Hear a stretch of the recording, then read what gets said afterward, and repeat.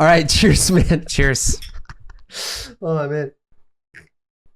Maybe we'll keep the beginning for our Austin and Arthur Friends members that could see you just like.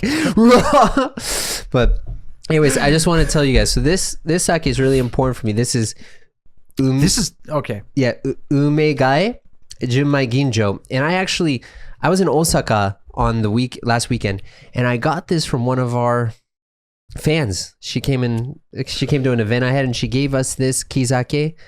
It's very nice. It is very flowery. Yes. I enjoy it.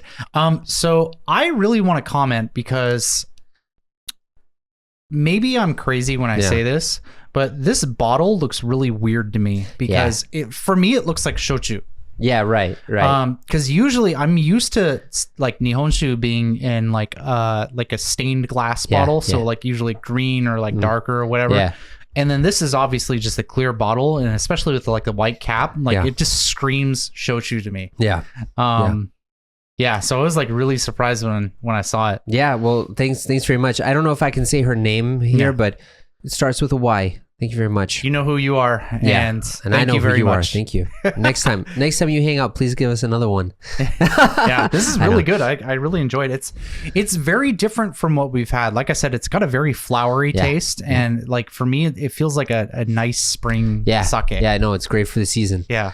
So Austin, today, what are we going to talk about? We are going to talk about something that's a little bit fun. Yeah. So like superstitions and legends. Yes. Like in the US, and then maybe, I don't know, if we have time, we can kind of talk about some stuff over here too. Yeah. I mean, do you know much about superstitions in Japan? Yes. Okay. So I know about quite a few because like my wife is a very superstitious and kind of religious person. Like she has like a lot of Shinto traditions. And then a lot of people that I've met over here kind of have like really, I mean, I would say odd superstitions, but they're probably pretty normal superstitions here. So like right off the bat, something that I noticed is, have you ever gone into a person's house and you saw like two little dishes of salt next to the entrance? Yeah, right. Yeah. So that's obviously to like, like bad people can't enter. But something I found that was really interesting about that is like Western culture has that also. Yeah. People usually don't do it. Yeah. But there's still the belief that if you make like a line of salt, like evil things can't cross the line. Well, it's like in Hocus Pocus 2. Did you see the original Hocus Pocus movie?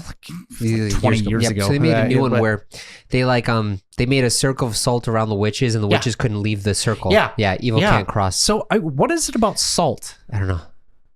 You know, it could be because like salt was used for preserving food, and it has such a high cultural significance that it's seen as something pure. It's white also. Yeah.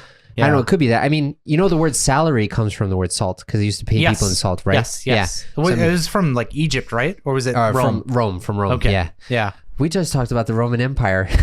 Did we? Yeah, because we just said Rome. They used to pay. Just now. I was man, I don't remember. No. I love talking about Rome. You know that meme? Do you know about that meme about the Roman Empire? All guys think about it. Yeah. All guys think about is the Roman Empire. Yeah. So it's funny because you know when you talk about the salt. Yeah. And I also think about like the kamidana and stuff like that. Yeah. I never really saw that as like a superstition, but I guess it does fall under the definition. 100%, man. Yeah. What would you define as a superstition? I think any kind of ritual or like setup that somebody does that doesn't serve a practical purpose. Yeah. I think would fall under superstition. Yeah, but they do it as like a form of self-preservation or something good. Yeah. Right. Yeah. So like, I'll give it like just to kind of wheel it back over into like more Western stuff. There's very, very clear things such as don't walk under a ladder. Yeah, don't walk under a ladder. You'll get super bad luck. And don't break a mirror. Yes, and that was the other thing I was going to talk about, breaking mirrors. Yeah. But to kind of tie it back into salt, there's if you're at the dinner table and you spill salt, that's also a sign of bad luck. So what you're supposed to do is, you put it over your left shoulder? You take a pinch of salt, you put it over your left shoulder. You throw it over your left shoulder. So you don't see it that much anymore, but there's still people who will do that if they spill salt. Yeah, when you were a kid, this wasn't a really big superstition, but I think it must have come from a serious superstition. But the don't step on a crack or you'll break your mother's back. I was kind of wondering if you were going to mention that. Yeah, for sure. I mean, you can see why it would be made a superstition, because it's basically like, I can see parents being like, if they're not stepping on cracks, then they're trying to like avoid dangerous places to walk. But yeah, that's easily one, because like when I was a kid, we used to purposely step on cracks. Right. Like, I'm gonna break my mom's back. I'm gonna break your mom's back. Yeah. So another thing. So speaking about that, another interesting superstition that's in the theater is when you want to wish someone good luck, you say break a leg. Yeah. But why? Do you know why? No. Do you? Yeah. So they used to think, so in America, there's this, well, in the West, I'm pretty sure, there's this concept of jinxing something. Sure. So like to jinx something, which basically means if you speak to it directly, you're going to cause bad luck or something bad is going to happen. Okay. And so the idea was that, I think maybe this came about in the time of Macbeth, where, there was kind of like a habit where bad things would happen to the main characters that played Macbeth. Like one person got killed, another person died, another person broke a leg or something. Okay. So people would wish the opposite of what they wanted, because they didn't want to jinx it. They thought, if I wish something good, something bad's going to happen. So I'm going to wish something bad so something good happens. Yeah. Okay. That's interesting. Yeah. You didn't know that? I didn't know the origin of that. No. Yeah. But even now people are like, break a leg. Which you hear that all the time. Yeah. It's anytime you're in like a theater situation. Yeah. That's a very common phrase to use. Yeah. Another thing, I don't know if you would call this, you wouldn't call this a superstition, but this goes back into kind of like a cultural habit or something. But when we were kids and we wanted to, show we were serious, or we wanted to make a serious promise, we'd say, cross my heart and hope to die, stick a needle in my eye. Yeah.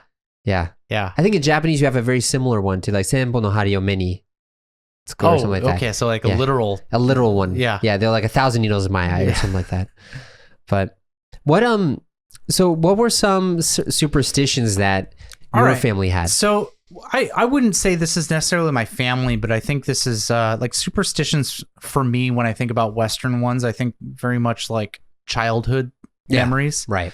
And we used to have this game, and I'm going to mention it, but I'm going to describe it first. Yeah. We used to have this game that like during sleepovers, you go into your bathroom, you shut the lights off, and you say Bloody Mary 3 times. Oh, and while looking in the mirror? While looking in the mirror, right?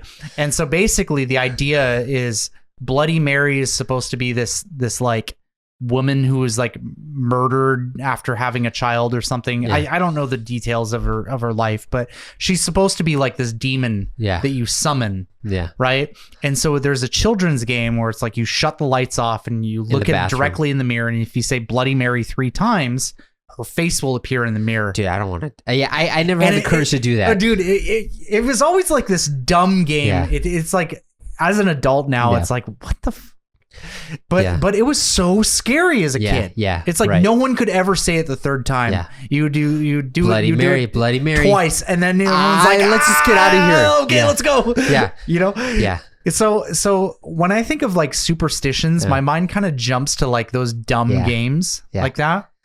Yeah. Although, so saying that, this is totally unrelated. But when you were saying that, it made me also think about marriage, because it seems like actually in American weddings, there's a lot of superstitions like you must do this, you must do this. True. Like there's a huge superstition that you are not allowed to see the groom is not allowed to see the bride on the day of the wedding. Yeah. Before she walks down the Virgin Road, like whatever. Make a bad, like basically your marriage will end. Yeah. If you do that. Right. So it's funny though, because a lot of times in marriage photos in the States, they'll have it where like the groom is on one side of a wall and the wife is on the other side of the wall, and they're like locking hands, so they feel each other's hands, but they don't look at each other, Yeah. It's like, it's fun that you mentioned weddings, because like you said, there's a ton of them. Another one is tossing the bouquet after the marriage. Yeah, right. So the bride will toss the bouquet, and the belief is the person who catches it, it's all women who go after this. So the woman who catches it is supposed to be the person who is going to be the next person that gets married. Yeah, out of the group of people. And then they do a men's thing where she has like a thigh band or she has like a thigh band. Yeah, and so they throw the thigh band, and it's like the same thing. The guy who catches it will be the next one that supposedly gets married.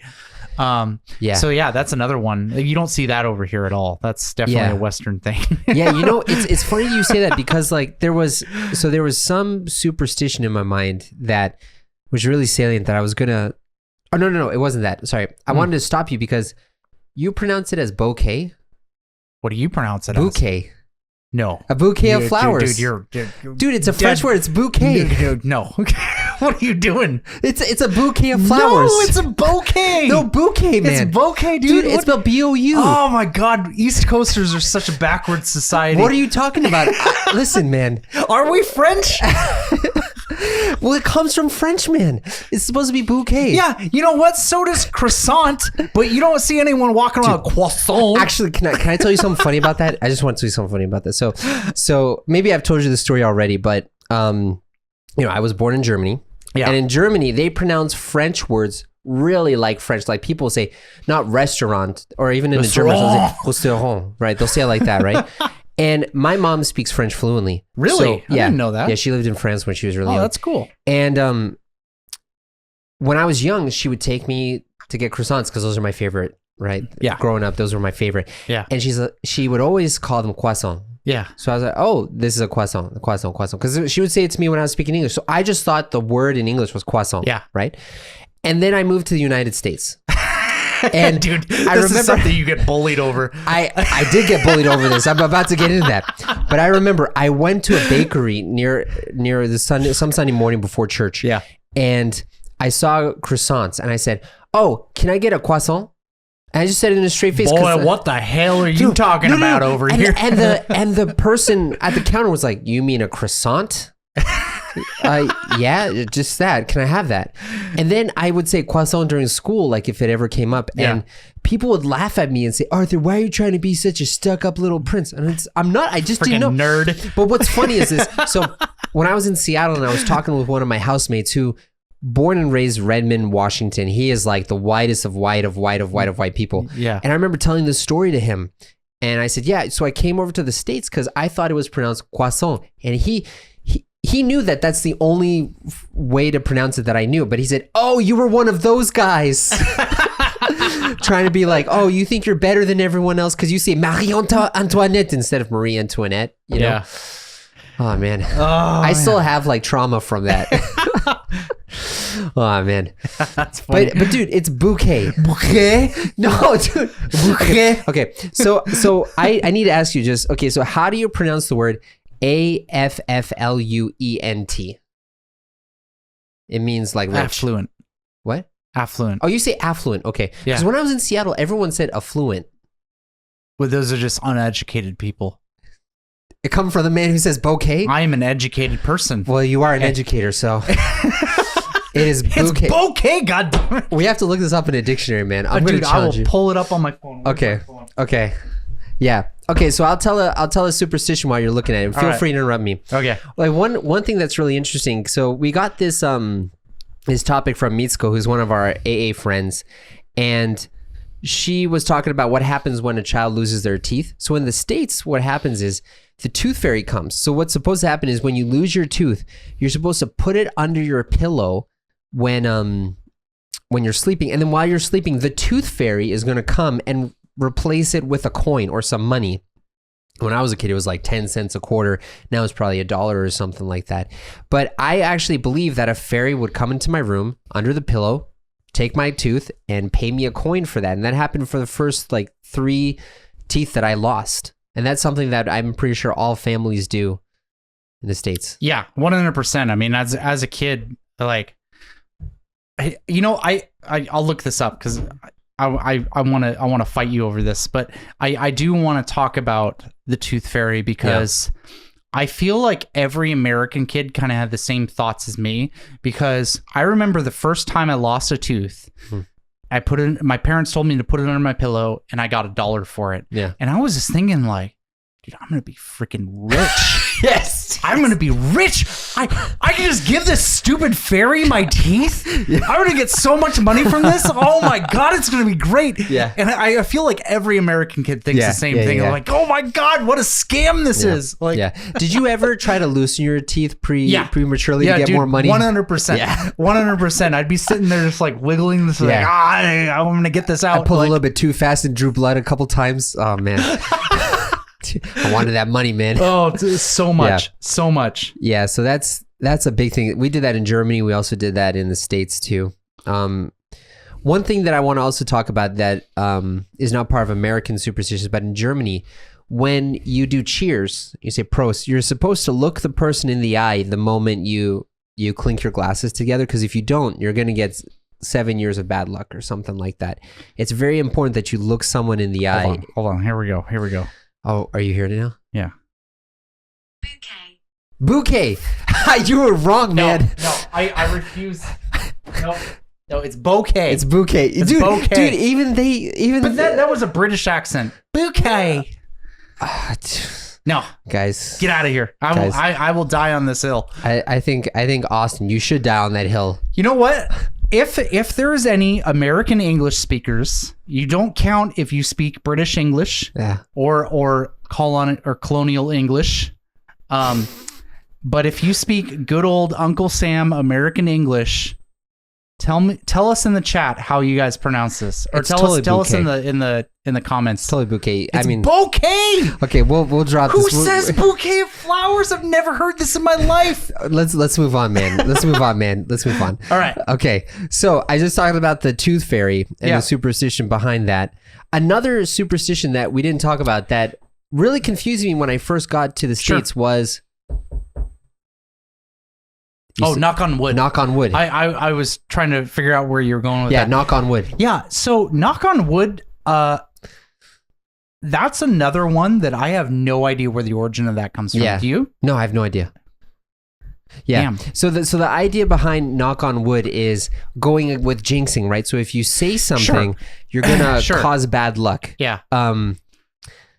And so in order to, if you say something that you're hoping that's going to happen, there's a superstition that evil spirits or whatever are going to cause the opposite to happen. Yeah. So you knock on wood so that you kind of take back the jinx that happens. So a lot of times, even in modern day conversation, people will not actually knock on wood, but they'll say, I just took my test and knock on wood. I think I did a good job. And it's always in that tone too. Yeah, knock on wood. Yeah, right. Yeah. Right. And you don't even have to do that. But yeah. One thing though, I think that's kind of interesting, and I would be kind of curious to see if there's a similar concept in Japan. Like in old English society, there was this idea that if you name something, you give it power. Yep. Which is why the jinx thing happened. But then also, that's why we have the word bear. Because the original word for bear was closer to the Greek word Arctos, like the Arctic Circle, because Ursa Major, Ursa Minor, the constellations are in the north. Sure. So that's why it's called the Arctic, because there's Arctos. But if you call the animal by its name directly, especially when you're hunting it, you're going to give it power. And bears were symbols of strength. So they started to call bears the brown ones, and that became bear. Yeah. Oh, that's fun. Yeah. I didn't know that. Yeah. Well, I mean, my name means bear, so I looked it up. I'm like, how does Arthur mean bear? And I just... Mine means lion. Austin? Really Austin means lion? It comes from Augustus, which Augustus can either mean strength or lion. I didn't know that Austin comes from Augustus, but that makes sense. Yeah. The G, you weaken it a lot. You get Augustus. Yeah. Austin. Yeah. Okay, cool. Wow. Yeah. So are there any other kind of superstitions that... Oh, man, there's tons. So I just had one that I was thinking of, and then you told me the bear story, and it made me forget about it. The bear took away. Okay. So I wanted to talk about one that you actually probably don't see that much nowadays, but this is one that kind of rooted back pretty far in Western history. Mm-hmm. So if you'll watch like old timey videos, I'm talking about videos that are not videos, movies about settings that were like in the 1800s and way before that, right? You'll see people bite coins. Yeah, where does that come from? What does that mean? So the reason why people bite coins is they're checking to see if it's a fake coin. Okay. Because it was really common, especially like 200 or 300 years ago, especially in like England and European countries, that people would fake the metal in coins. And so coins were at that time often made out of gold. Yeah. And gold is a very soft metal. So if you bit the coin and it bended, that would tell you that it's real gold. But if you bit the coin and it didn't bend, that means that there was an impure coin. It was a fake coin. Oh, so the idea was to bend it. Yes. Oh. Yeah, because you can easily bend gold. Okay. Yeah, and so sometimes like you don't see it so much anymore, but when people would get a coin or something, you'd see they'd like chew on it for a second. They bite the coin. Yeah. So, like I said, you don't see that anymore especially because America and most of the Western civilizations like moving to a cashless society. Yeah. But a long time ago, especially when coins were more prevalent, that was very common to do. Yeah. Did you ever know someone who had a lucky rabbit's foot ever? Oh man, yeah, lucky rabbit's foot or 4-leaf clover. Oh yeah, so let's talk about those. So, which one do you want to talk about first? Sure, let's talk about the 4-leaf clover. Yeah. So, I want to talk about this one because actually in Japan it has the same meaning. Oh really? Okay. Yeah. So if you find a 4-leaf clover here, it means luck. Okay. Right. I don't know why Japan did that. I wouldn't be surprised if that's something that Europeans brought over when they came over here. So I don't know where it originated, but given the fact that it's a clover, I'm going to guess Ireland. Yeah. Because Ireland is like the clover's their thing. Yeah, right. And so the idea is, for those of you who don't know what clovers are, they're like a little small plant that has like usually 3 leaves. They're kind of basically grass. Yeah. And so they're really common to find, but it's very uncommon to find one that has 4 leaves. So the idea is that if you do find one, you pick it up and you keep it, and that's supposed to give you a lot of good luck. Right? Yeah, speaking about finding rare things, another side of good luck in America is when you find a penny on the ground, that you're supposed to pick it up, but only if it's heads. Only if it's heads up? If it's tails, you're not supposed to pick it up. Oh shit, I have really bad luck then. Well, I didn't care about that stuff. Yeah. So the idea is like it's only if it's heads, you're supposed to pick it up. If it's tails, it'll be bad luck if you pick it up. Oh crap, I didn't know about that. Yeah. Man, no wonder my life is so tough now. Yeah. Man. Yeah, so sorry to cut you off. Yeah. What's the deal with rabbit's feet though? Oh yeah, rabbit's feet. Yeah, so I don't know where this came from. Maybe because rabbits are really fast or something. Yeah. But the idea was that rabbits have good luck. And so in the past, because this is now tantamount to animal cruelty now, so people don't do it anymore. But in the past, people would buy a rabbit's foot that was like a stuffed rabbit foot, and they would keep it in their pocket or something. They would take it out and rub it when they wanted good luck. Or often like wear it as a necklace. Wear it as a necklace too? Yeah. Yeah, and it's just, I don't know why it's the rabbit, but, that's kind of become the image of someone who is irrationally superstitious. Oh, yeah, he probably has a rabbit's foot or something. Yeah. It's kind of interesting, though, because the rabbit's like a really highly regarded animal in Asian culture, too. Oh, yeah, right, yeah. Because like the rabbit's associated with the moon, for example, right? That's one of the themes of like with my daughter. Dude, isn't the moon made of cheese? The moon, well, yeah, it definitely is. Yeah, so it's kind of interesting that there's kind of a connection there. You just mentioned something before that, though, that I really want to go back to, and I can't remember what you just mentioned. I was going to ask you about other superstitions, I think. Because we talked about 4-leaf clovers finding a penny on the ground. Yeah. Where did we go with the rabbit's foot? No, it's kind of like the quintessential image of someone who's irrationally superstitious. So I wanted to go back to that because something that's like a dead giveaway for someone. Yeah. If I go into their home and I look at this and I'm like, oh, you're one of those people. Yeah. There's 2 things. Okay. The first thing is a dream catcher. Dream catchers. Right. Oh, can you explain what a dream catcher is? So dream catchers, I'm not exactly sure the origin, but I want to say they come from Native American culture. Supposedly, So basically, it's this wooden hoop with some like rope spider web. It looks like a spider web, right? Yeah. And so there are these hoops, and the idea is that people don't actually have their own dreams. These are ideas that when a person's sleeping, from wherever dreams come from, they enter your house and go into your head. Yeah. And the idea is this dream catcher is supposed to be set up to stop bad dreams. Yeah, it catches the bad dreams. Yeah, they're not supposed to go into your head if you have those lying around.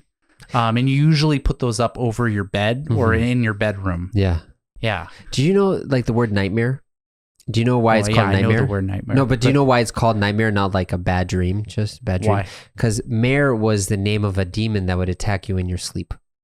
Okay. So that makes sense. So even in before the age of exploration, I guess people had this concept of demons would enter into your dreams and attack you. You know? That makes sense because mare is like an old English word for ghost. Oh, really? Yes. I didn't know that. Yes. Okay. Or I think it's actually German. Okay. Well, that would make sense. Or then. maybe not German because it's Geist. But anyways, whatever. There's a lot of words for ghost in English that I wasn't aware of. I thought Japan or Japanese had a lot of words, but English has it too. Yeah.